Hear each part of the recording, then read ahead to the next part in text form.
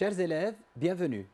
Je suis Sofiane Salhi, professeur de sciences physiques au lycée pilote de Monastir. Heureux de vous présenter aujourd'hui un cours de physique intitulé « Les ondes mécaniques progressives », encadré par M. Fethi Ben Salah, inspecteur de sciences physiques. En fait, les ondes sont omniprésentes dans notre vie quotidienne, que ce soit les ondes électromagnétiques reçues par nos smartphones, Internet, via satellite, les ondes sismiques, les tsunamis, les micro-ondes qui réchauffent nos aliments, etc. Mais c'est quoi une onde mécanique? Quelles sont ses caractéristiques et quels sont ses différents types? C'est ce que nous essayons de voir tout au long de cette séance. Commençons tout d'abord par quelques définitions essentielles. Je commence par la première définition. C'est quoi un milieu élastique? Un milieu élastique, c'est un milieu qui reprend spontanément sa forme initiale après avoir subi une déformation. Exemple, une corde élastique, un ressort élastique, un liquide, de l'air, etc. Deuxième définition, un ébranlement. Alors, un ébranlement, c'est une déformation de courte durée exercée sur un milieu élastique. Si je lance par exemple une pierre à la surface de l'eau, il y aura création des ébranlements. Passons maintenant à la propagation d'un ébranlement. Alors, dans un milieu dimensionnel, tel qu'une corde. Alors, prenons le cas de cette corde élastique et créons à cette extrémité un ébranlement. Et voyons le déplacement de tout point de cette corde. Remarquons que tous les points de la corde se déplacent verticalement. Ils effectuent donc un mouvement de montée et de descente, puis ils reviennent à leur même position. Alors, ça c'est la direction de propagation de l'ébranlement. Et ça c'est la direction de l'ébranlement. Remarquez que les deux directions sont perpendiculaires. Cet ébranlement est dit ébranlement transversal. Donc la direction de l'ébranlement est perpendiculaire à celle de sa propagation. L'ébranlement est dit transversal. Passons au deuxième type d'ébranlement. Alors, prenons le cas de ce ressort. On va créer une petite déformation à l'extrémité de ce ressort et on va la faire déplacer. Remarquons que cet ébranlement se déplace horizontalement, alors que toute spire de ce ressort se déplace aussi horizontalement. Elle effectue donc un mouvement de va-et-vient. Les deux directions sont horizontales. Un tel ébranlement est dit ébranlement longitudinal. Ça, c'est une description de ce que nous venons de voir. Ça, c'est la déformation. Ça, c'est la direction de l'ébranlement. Et là, c'est la direction de sa propagation. Le déplacement des spires s'effectue dans la même direction que celle de la propagation de l'ébranlement. L'ébranlement est dit longitudinal. Passons dans un milieu dimensionnel tel que l'eau. Un ébranlement créé à la surface de l'eau va prendre donc des cercles concentriques en S et qui se propagent dans toutes les directions. Donc c'est un milieu à deux dimensions. C'est un ébranlement transversal. En effet,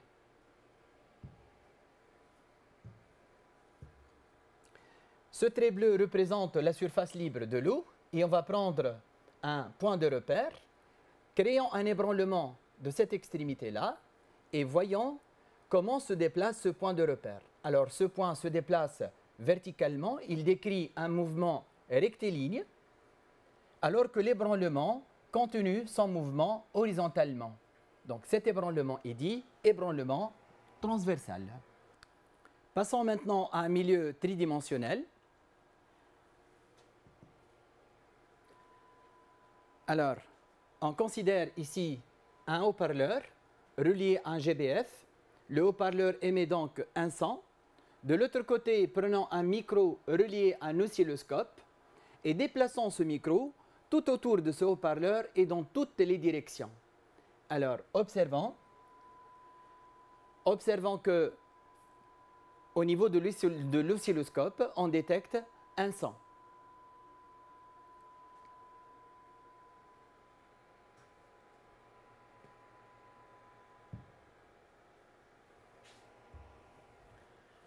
Alors, le son se propage dans toutes les directions. Il est constitué par des ébranlements tridimensionnels. Maintenant, considérons ça, c'est un baffle qui va émettre un son et on va matérialiser donc les molécules d'air à travers lesquelles le son va se propager. On observe apparition des zones de compression et de dilatation. Ainsi, ça c'est la direction de propagation et ça c'est la direction de la déformation. Les deux directions sont parallèles. L'ébranlement est dit longitudinal. La célérité de propagation d'un ébranlement dans un milieu homogène. C'est quoi la célérité d'un ébranlement?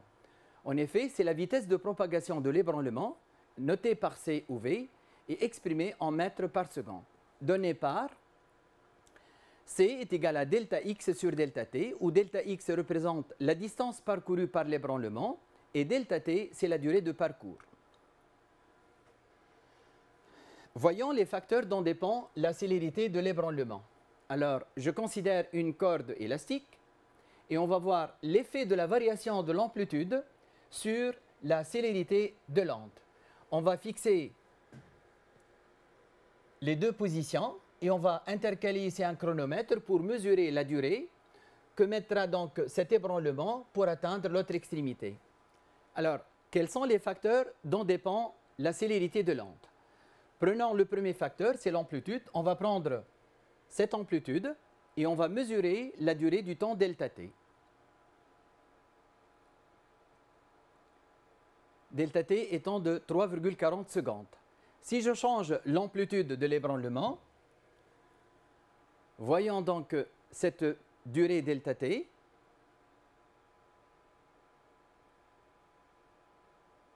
Donc on observe qu'on a la même durée delta t, c'est-à-dire la célérité de l'onde ne dépend pas de son amplitude. Deuxième facteur, changeons la forme de l'ébranlement et mesurons cette durée delta t.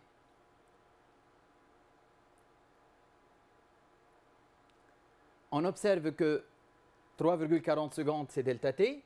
Changeons la forme de l'ébranlement et mesurons de nouveau la durée delta t. Alors, on remarque que la durée delta t pour parcourir la même distance ne dépend pas de sa forme non plus. Alors, changeons maintenant la nature du milieu.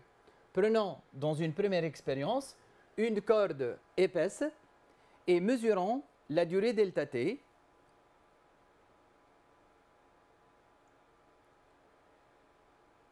Alors, on note 4,20 secondes. Changeons la nature de la corde. Prenons une corde moins épaisse et mesurons la durée delta t. Alors, on trouve 2,93 secondes, c'est-à-dire la durée delta t pour parcourir la même distance change, alors la célérité change aussi et elle dépend donc de la nature du milieu. Alors, la célérité ne dépend pas de l'amplitude de l'ébranlement ni de sa forme, mais elle dépend de la nature du milieu de propagation. Dans le cas d'une corde élastique, la célérité dépend de la nature de la corde et de sa tension.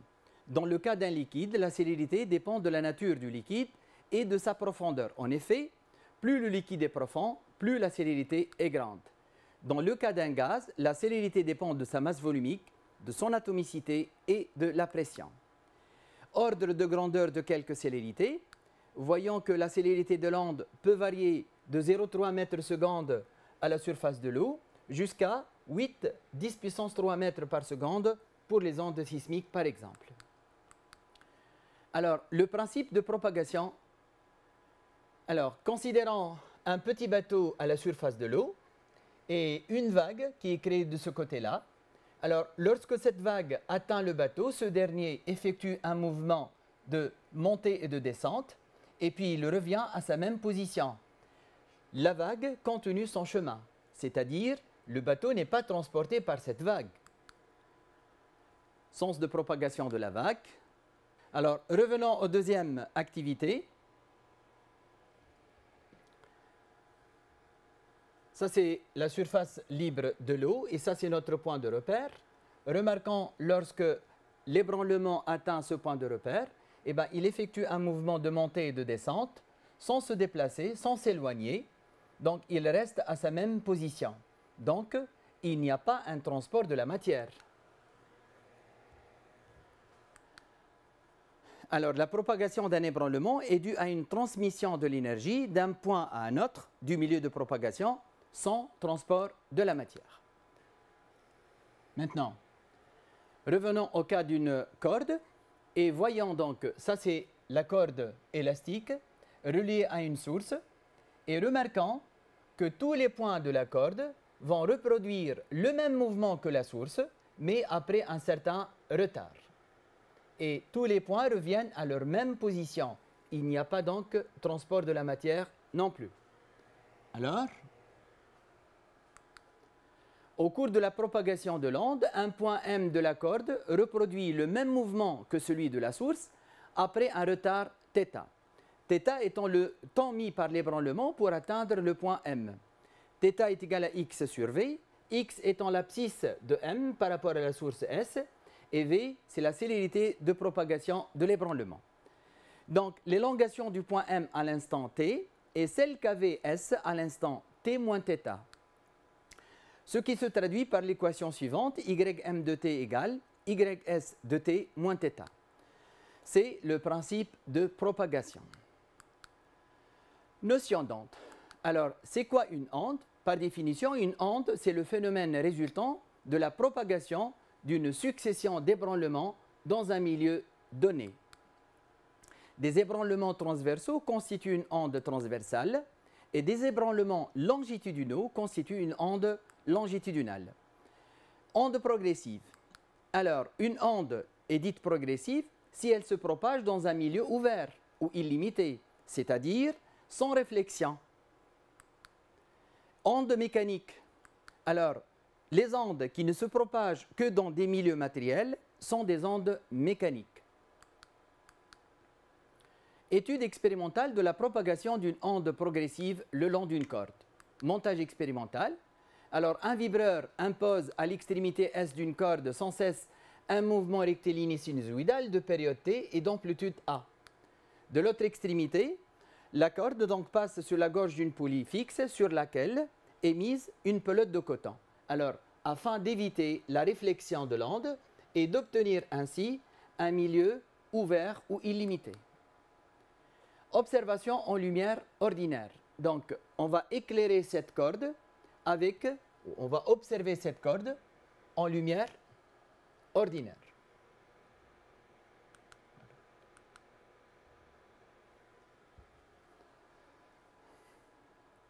Alors, ça c'est la corde, ça c'est la pelote de coton.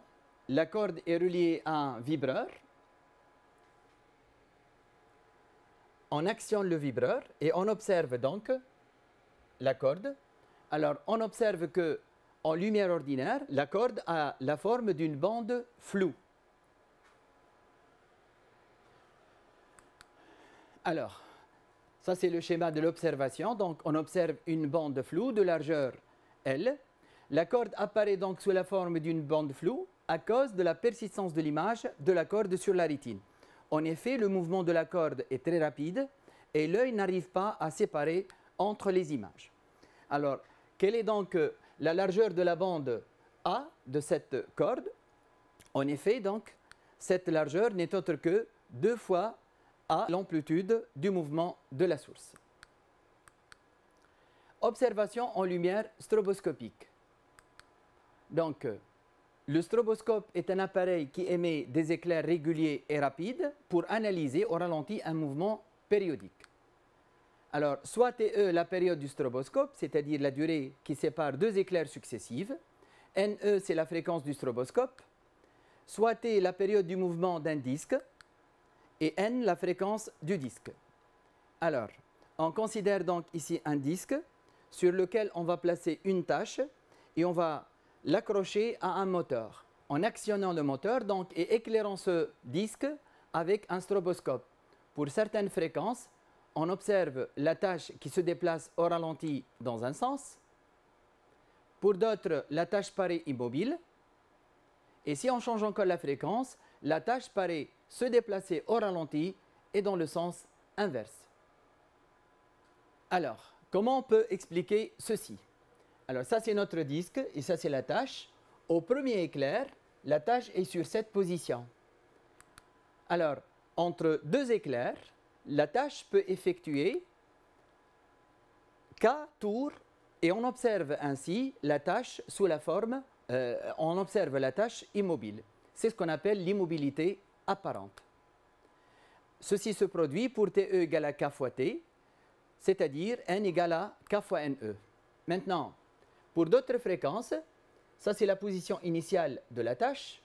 Au deuxième éclair, la tâche paraît se déplacer dans ce sens, dans le sens réel de rotation.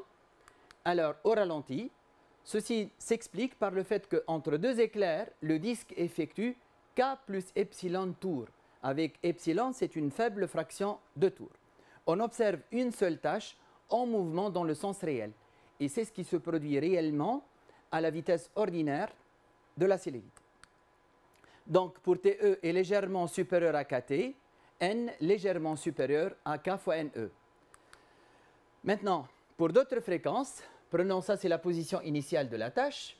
Au deuxième éclair, la tâche paraît se déplacer au ralenti, mais dans le sens inverse.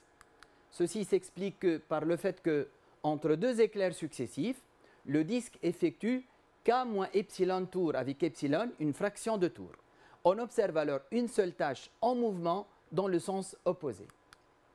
Et ceci se produit pour TE légèrement inférieur à KT, donc N légèrement inférieur à K fois NE. Revenons au cas d'une corde. Et on va éclairer cette corde avec une lumière stroboscopique. Alors, on observe que pour une certaine fréquence, la corde paraît se déplacer sous la forme d'une sinusoïde dans un sens. Pour d'autres fréquences, la corde paraît immobile. Et si je change la fréquence, la corde paraît progresser au ralenti dans un autre sens. Alors, pour TE égale à KT, tous les points de la corde apparaissent immobiles. Ils oscillent avec la même période. T qui est égale à celle de la source. La corde donc a la forme d'une sinusoïde. Ça c'est l'aspect de la corde. Pour TE égale à KT, ça a la forme d'une sinusoïde. Et c'est une sinusoïde périodique de période lambda. Alors, cette sinusoïde représente la forme de la corde à un instant de date bien déterminé. Elle est appelée sinusoïde des espaces. La forme de la corde est périodique, de période une distance notée lambda, appelée la longueur d'onde. Donc, l'onde est périodique dans l'espace. Si TE est légèrement supérieur à K fois T, c'est-à-dire N légèrement supérieur à K fois NE, alors la sinusoïde semble avancer sans se déformer, c'est le mouvement ralenti dans le sens direct.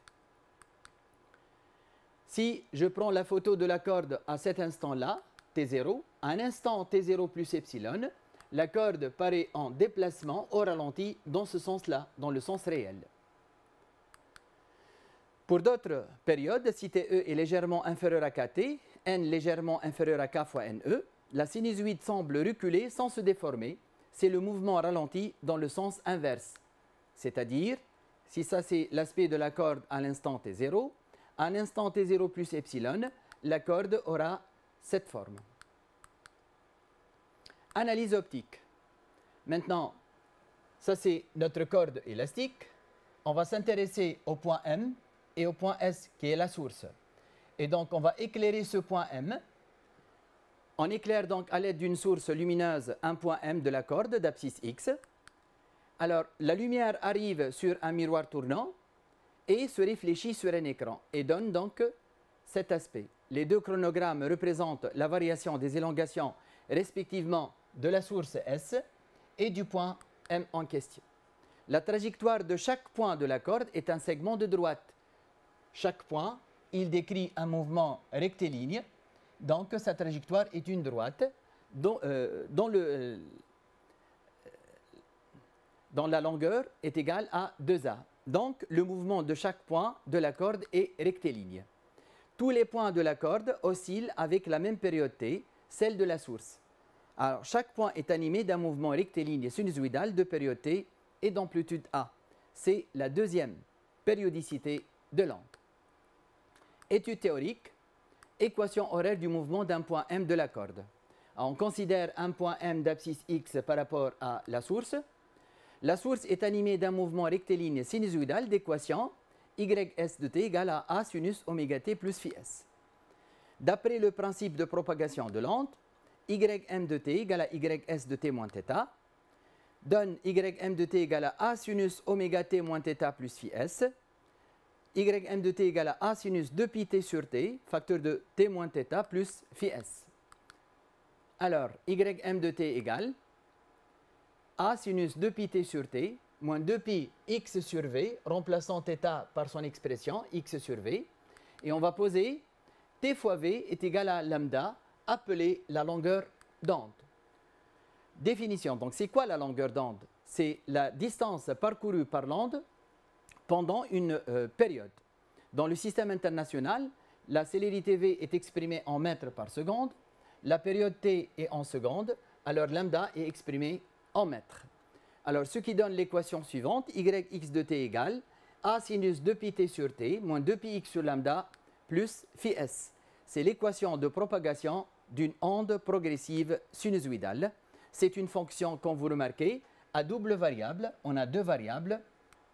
Alors, passons maintenant au sinusoïde des temps. Soit un point M1 d'abscisse x égale à x1 égale à une constante. C'est-à-dire, on va s'intéresser à un seul point de la corde d'abscisse x égale à x1. Donc, la seule variable, ça sera t. Donc, yx1 de t égale à a sinus 2 pi t sur t moins 2 pi x1 sur lambda plus phi s. On pose phi m1 égale à moins 2 pi x1 sur lambda plus phi s, la phase initiale de ce point m1. Alors, si on choisit comme origine de temps t égale à 0, l'instant où la source S débute son mouvement, le point M1 ne commence à vibrer qu'après un certain retard de temps θ1 qui est égal à x1 sur V1. Alors, avant cette date, le point M1 est au repos. Alors, ce qui se traduit par les équations suivantes, yx1t égale à 0 si t est inférieur à θ, et yx1 de t égale à a sinus 2 pi t sur t moins 2 pi x1 sur lambda plus phi s si t est supérieur à θ. Alors, représentons quelques sinusoïdes des temps. Pour simplifier le calcul, on prendra phi s égale à 0. Ys de t sera a sinus 2 pi t sur t. On peut dresser un tableau de valeurs. Par exemple, pour t égale à 0, sinus de 0, ça fait 0. Et on peut remplacer des instants différents, ce qui se traduit par cette sinusoïde. Ça, c'est la sinusoïde des temps de la source S. Alors, passons maintenant à un autre point M, d'abscisse x égale à lambda sur 4. Si θ est égal à, bien sûr, θ égale à x sur v, qui n'est autre que lambda sur 4v, donc t sur 4. Donc, ce point M1 ne commence à vibrer qu'après un certain retard t, qui est égal à t sur 4. Alors, la sinusoïde des temps correspond à ce point et le suivant. Donc, remarquons que ce point ne commence à vibrer qu'à l'instant t égale à t sur 4. Prenons d'autres points d'abscisse x égale à lambda sur 2, de même, donc c'est la même chose. Remarquons donc que pour ce point d'abscisse x égale à lambda sur 2, θ égale à t sur 2, et le point M ne commence à vibrer qu'à l'instant t sur 2. De même pour d'autres points. Mais remarquons que tous les points de la corde commencent à vibrer à l'instant t égale à θ, comme a commencé à vibrer la source à t égale à 0. Conclusion donc, tous les points de la corde vibrent avec la même fréquence. Chaque point de la corde reproduit le même mouvement que S après un certain retard θ. Donc on peut retrouver la sinusoïde des temps d'un point M en translatant celle de la source S à l'instant θ. C'est-à-dire, si je considère la sinusoïde des temps de la source S, à un instant θ quelconque, je peux représenter la sinusoïde des temps d'un point M d'abscisse x quelconque en translatant tout simplement cette sinusoïde à t égale à θ. De même, si par exemple j'ai la sinusoïde des temps d'un point M, on peut retrouver la sinusoïde des espaces de la source S en translatant dans le sens inverse cette sinusoïde sans le déformer. Ah donc, remarque, expérimentalement, il est très difficile de visualiser l'instant θ dans l'analyse optique car le mouvement est très rapide. Passons maintenant aux sinusoïdes des espaces. On rappelle les conditions de l'étude théorique. D'abord, la corde doit être supposée de longueur infinie et la source S débute son mouvement à t égale à 0. Alors, la sinusoïde des espaces, c'est-à-dire, c'est comme si on va prendre une photo de la corde à un instant t bien déterminé. Alors, si on veut représenter l'aspect de la corde à un instant t de date bien déterminée, on fixe t égale à t0, constante, et la seule variable est alors x. On détermine tout d'abord la distance parcourue par l'onde à l'instant t0, qui est égale à x0, qui était x0 égale à v fois t0. Alors, tout point d'abscisse x supérieur à x0 n'est pas encore atteint par l'onde, donc son élongation elle est nulle. Tout point d'abscisse x tel que x inférieur à x0 est atteint par l'onde, donc il est en état de vibration et yx égale a sinus 2pi t0 sur t moins 2πx sur lambda plus phi s. Alors, représentons quelques sinusoïdes. On prendra pour simplifier donc phi s égale à 0. Pour t égale à t sur 4, x0 est égal à vt sur 4, donc lambda sur 4. Alors, tous les points d'abscisse x inférieur à lambda sur 4 sont en état de vibration. Tous les points d'abscisse x supérieur à lambda sur 4 ne sont pas encore atteints par l'onde, donc sont au repos. Alors, représentons la sinusoïde, cette partie de la sinusoïde.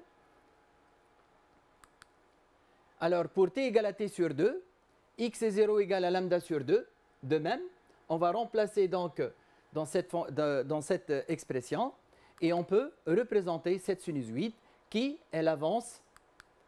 Alors, à un instant ultérieur, t égale à 3t sur 4, on représente. Alors, remarquez que cette sinusoïde avance, d'accord, sans se déformer. Et surtout, cette première partie, c'est la partie avancée, elle sera la même, elle est la même, quel que soit l'instant. Pour t égale à t, x0 égale à lambda, donc la sinusoïde avance encore, et encore, et encore. Remarquons donc que la partie donc la partie la plus avancée, elle garde la même forme, et toute la sinusoïde progresse sans se déformer.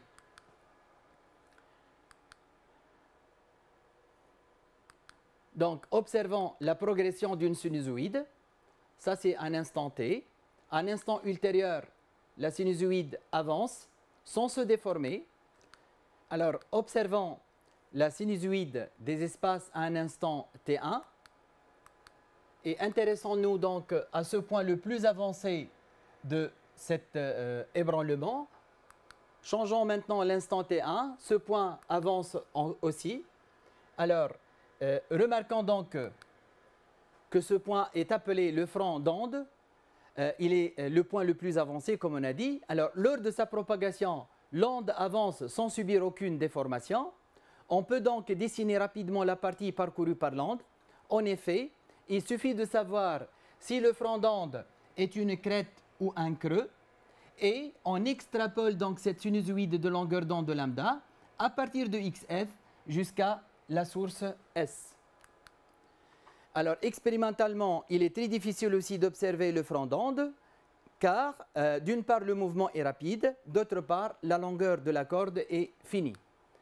Conclusion, cette onde progressive sinusoïdale est caractérisée par une double périodicité, une période spatiale lambda et une période temporelle t.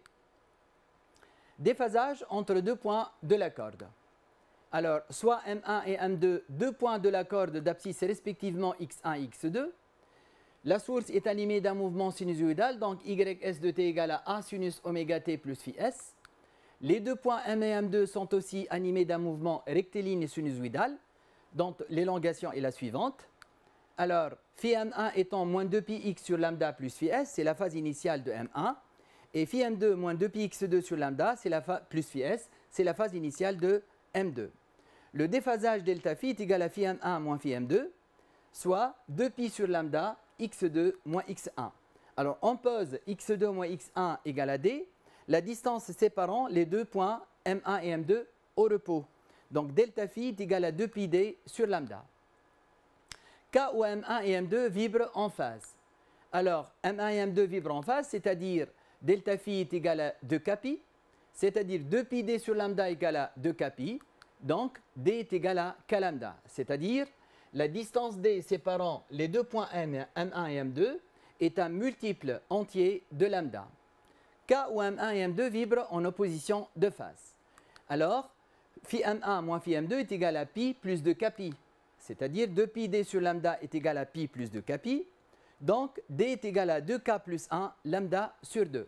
d, c'est un multiple entier et impair de lambda sur 2. Cas où m1 et m2 vibrent en quadrature de phase, delta phi est égal à 2pi d sur lambda égal à pi sur 2 plus kpi. Donc, d est égal à lambda sur 4 plus k lambda sur 2. Passons maintenant à une application. Une corde élastique de longueur L tendue horizontalement est attachée par son extrémité S à une lame vibrante qui lui communique des vibrations sinusoïdales transversales d'amplitude A égale à 4 mm et de fréquence N. Une onde progressive transversale se propage le long de la corde avec la célérité C. On suppose qu'il n'y a ni amortissement ni réflexion des ondes. Le mouvement de S débute à l'instant t égale à 0 et admet comme équation horaire ys de t égale a sinus oméga t plus phi s. L'aspect de la corde à l'instant t1 égale à 2,25 10-2 secondes est représenté sur la figure ci-dessous. Alors, première question, déterminer graphiquement la longueur d'onde. Donc, considérons cette sinusoïde qui est périodique de période lambda, on peut déterminer donc graphiquement la longueur d'onde, soit lambda égale à 10 cm. Calculer la célérité C de l'onde, en déduire la fréquence n. Alors, voyons donc le front d'onde, xf. C est égal à xf sur T1. Graphiquement, xf égale à 2,25 lambda. Donc, C est égal à 2,25 10-1 sur 2,25 10-2, soit 10 mètres seconde moins 1. Par la suite, n est égal à C sur lambda, ce qui donne n égal à 100 Hz.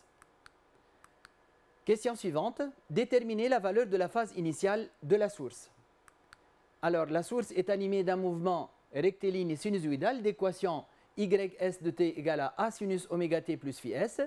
Or, à t égale à t1, la source S occupe cette élongation. Ys est égal à moins 4, 10 moins 3. Calculons donc 2pi n t1 qui donne 4,5 pi, soit pi sur 2 radians.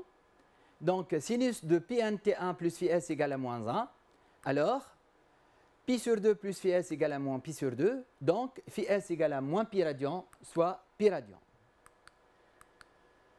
Établir l'équation horaire d'un point A situé au repos à 27,5 cm de S. XA égale à 27,5 cm. D'après le principe de propagation de l'onde, ym de t égale à ys de t moins θ, ce qui donne yx de t égale à a sinus 2pi t sur t moins 2pi x sur lambda plus phi s. Pour x égale à xa, ym de t égale 4 10 moins 2 sinus 2pi t sur t moins 2pi xa sur lambda plus pi.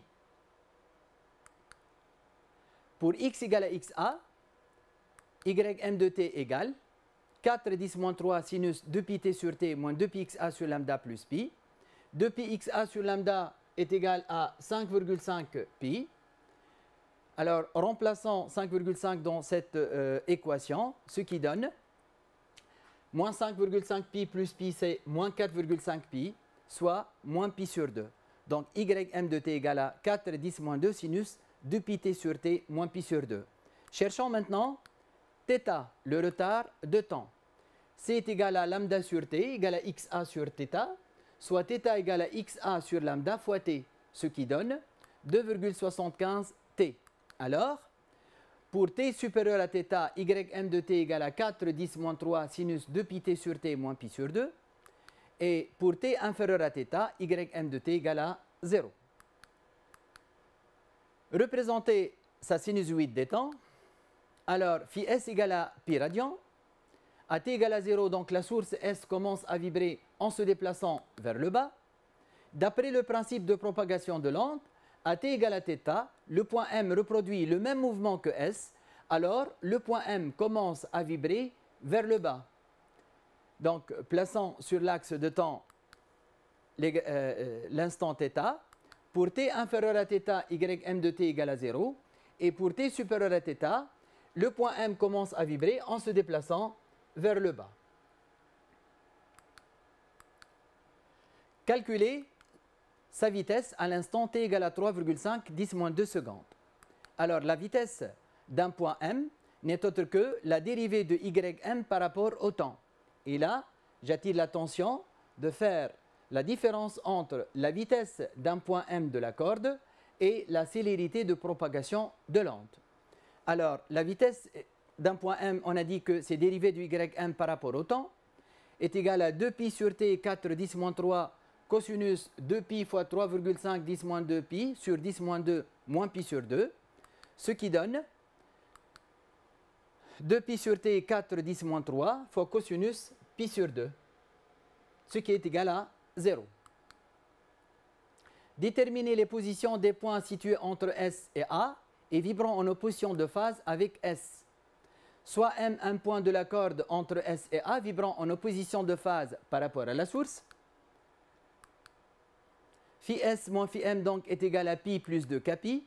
Donc, 2pi xm sur lambda est égal à pi plus 2 kpi. Alors, xm égale à 2k plus 1 fois lambda sur 2. Or, xm, elle est comprise entre 0 et xa, avec xa égale à 2,75 lambda.